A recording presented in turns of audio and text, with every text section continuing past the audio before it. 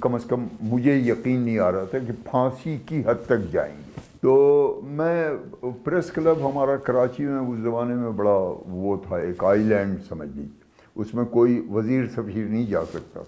ایک دفعہ یہ بریگیڈیئر سالک چلے گئے تھے شیروانی اوروانی پہن کے، حضور احمد شاہ ایک ہمارے بڑے سینئر صحافی تھے ان کے ساتھ. تو عبدالحمید چھاپرا پریسیڈنٹ تھے، وہ نکلے، انہوں نے کہا کہ آپ یہاں نہیں آ سکتے. یہ منور الاسلام، یہ بھٹو کی بہن تھی. تو انہوں نے کہا کہ بیگم منور الاسلام کو وہ انہوں نے بلایا اور انہوں نے کہا کہ جی آپ سکھر میں ان کی ڈیڈ باڈی لینے کے لیے آپ سکھر ایئرپورٹ پہ چلیے. اور یہ کہ ایک ویسی سرخی بھی لگا دی کہ Bhutto to be hang this morning, mark of interrogation کے ساتھ. جتوئی صاحب نے بیچ میں کہا کہ جی ایک دن میں نے دامن ایسے پھیلا کے کہا کہ پھانسی مت دو، جیل میں ڈالتے ہو ڈال دو، پھانسی مت دو. یہ ثابت بھی ہو گیا کہ ان کو صرف راستے سے ہٹانے والی بات تھی. یعنی جتنا بڑی سزا دی گئی وہ جوڈیشیل مرڈر تھا ان اے وے. اچھا، وہ جو آپ گفتگو میں بتا رہے تھے جو بھٹو کی پھانسی کے حوالے سے آپ کی خبر تھی، وہ خبر کہاں آپ نے کی اور اس کا کیا پس منظر تھا؟ یہ اصل میں اس زمانے میں تو ہم بی بی سی میں نہیں تھے، ہم پاکستان میں تھے. جب بھٹو صاحب کو پھانسی ہوئی تو ایک بات تھی نا کہ یہ یقین نہیں آ رہا تھا لوگوں کو، کم از کم مجھے یقین نہیں آ رہا تھا کہ پھانسی کی حد تک جائیں گے. وہ لیڈروں سے ہی بات ہوتی تھی، پیرزادہ سے میری بات ہوئی. آپ اس زمانے میں کس سن میں تھے؟ سن میں، انگریزی؟ ہاں، دا ڈیلی سن. بالکل ٹھیک ہے. کراچی میں؟ ہاں، کراچی اور لاہور دونوں سے سائملٹینیس وہ نکلتا تھا. وہ ایک زمانے میں بہت پاپولر اخبار تھا، ایک زمانے میں بالکل ہی بیٹھ گیا تھا. تو یہ بھی ہماری وہ ہے قسمت ہے کہ ان اخبارات میں ہم گئے جو آخری سانس لے رہے تھے. تو وہ جناب سن میں ہم تھے. تو یہ ہوا کہ 4 اپریل آئی تھنک، تو 79.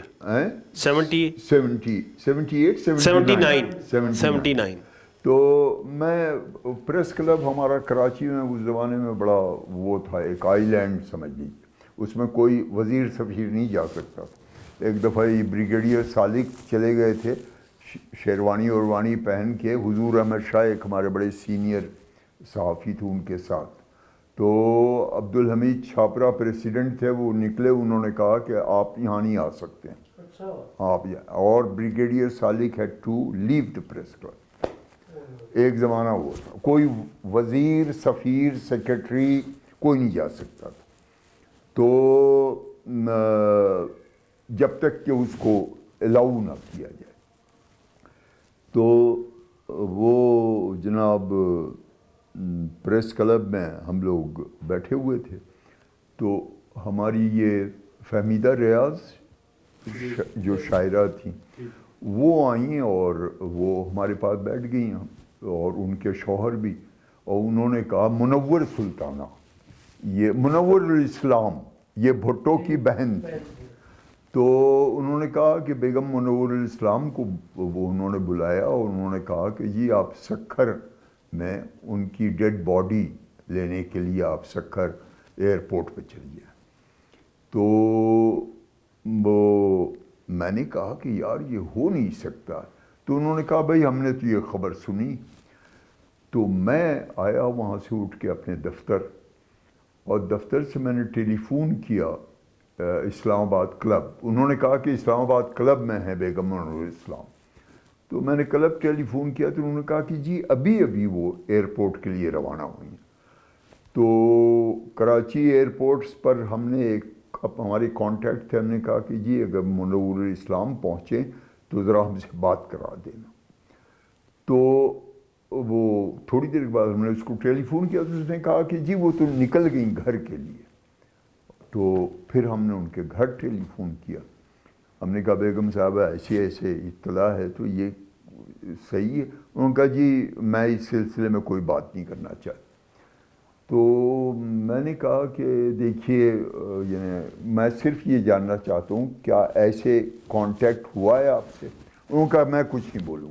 پھر میں نے ان کو ٹیلی فون آواز بدل کے کیا تو اور یہ کہا کہ امن سے میرا تعلق. تو انہوں نے کہا کہ جی میں آپ کی آواز پہچان گئی، آپ وہی ہیں، تو میں آپ سے ریکویسٹ کر رہی ہوں کہ آپ اس سلسلے میں مجھ سے نہ پوچھیں. پھر ان کے شوہر آ گئے، انہوں نے ذرا سخت لہجے میں کہا کہ جی اگر وہ نہیں بات کرنا چاہتی ہیں تو why do you insist on it. تو میں پھر چپ ہو گیا اور میں نے پوری خبر بنا کے اور اس کو دے دی، اور یہ کہ ایک ویسی سرخی بھی لگا دی کہ Bhutto to be hang this morning, mark of interrogation کے ساتھ. جب میں واپس جا رہا تھا تو اجمل دہلوی امن اخبار نکالا کرتے، بہت پاپولر تھا اس زمانے میں. تو انہوں نے مجھے دیکھا تو انہوں نے کہا کہ نہیں نہیں گھر نہیں جائیے، بیٹھے رہیے دفتر میں، بڑی خبر اگر آپ سننا چاہتے ہیں. تو جی پھر ہم جا کے بیٹھ گئے، پھر ہم نے کانٹیکٹ کرنے شروع کر دیے، پنجاب آئی جی جیل اور یہ اور وہ سب کسی نے ہاں نہیں کیا. لیکن پھر وہ ہم جو بھی جس سے بھی بات ہوتی تھی ہم وہ کوٹ کر کے لکھ دیتے تھے، اور صبح کو پھر وہ بی بی سی سے بھی کوئی خبر نہیں آئی. تو اب ہمیں بالکل ہی یقین ہو گیا کہ اب یہ ہم ریومر مونگرنگ کے الزام میں کہیں پھر جیل نہ چلے جائیں. تو خیر وہ شام تک پھر سپلیمنٹ وغیرہ آنے لگی. یہ سرخی چھپ چکی تھی جی آپ کی ہیڈنگ اخبار میں چھپ چکی تھی؟ ہاں وہ پھر ظاہر ہے کہ مارننگ میں صرف وہ کراچی سن میں یہ خبر انہیں معلوم تو کسی کو نہیں تھا، وہ اس شبے کے ساتھ کہ he is going to be hang this morning. تو یہ یعنی ایک بڑا سانحہ تھا. حالانکہ کبھی ہم بھٹو کی پالیٹکس سے ہم کبھی متاثر نہیں ہوئے. ہمارے بڑے دوست ہم سے یہ معراج محمد خان، طاہر محمد خان جو بعد میں انفارمیشن منسٹر ہی بنے. تو آپ کی پھر خبر کس طرح کنفرم ہوئی؟ وہ سن میں چھپی، ہاں جی وہ لوگوں نے پڑھی، لیکن یہ کہ اس کو یعنی وہ امپورٹنس نہیں ملی نا جو نہیں میں کہہ رہا ہوں کہ پھر وہ کنفرم ہو گیا نا، پھانسی تو ہو گئی بھٹو کو. وہ کس طرح ہوا؟ وہ سپلیمنٹ میرے خیال ہے جب میں گھر گیا تو میں جا کے وہ ایک نیند کی گولی لے کے میں سو گیا. تو وہ کوئی 12 بجے وہ میری بیوی نے اٹھایا مجھے کہ بھئی یہ تو ہو گیا. میں نے میری بیوی بڑی سپورٹر تھیں وہ بھٹو صاحب کی. تو جب میں گیا تو میں نے کہا کہ یار ہمیں لگتا ہے پھانسی وسی تو نہیں ہوئی، اس لیے کہ بی بی سی میں بھی خبر نہیں تھی. تو وہ جب 12 بجے میری آنکھ کھلی تو میری بیوی وہ سپلیمنٹ لیے کھڑی تھی کہ بھئی یہ تو ہو گئی پھانسی. تو وہ ایک بڑا سانحہ یوں تھا کہ یہ یقین نہیں آتا تھا کہ بھٹو کو پھانسی دی جائے گی. 2 روز پہلے جب ریویو پیٹیشن وہ کی تھی تو ہم یہ حفیظ پیرزادہ کے پاس بیٹھے ہوئے تھے. تو میں نے کہا کہ پیرزادہ صاحب واٹ ڈو یو تھنک؟ کہنے لگے 99% اکیوٹل اور 1% چانس آف یعنی لانگ پنشمنٹ، وہ کیا کہتے ہیں لائف لانگ پنشمنٹ. پھانسی کا تو سوال ہی نہیں پیدا.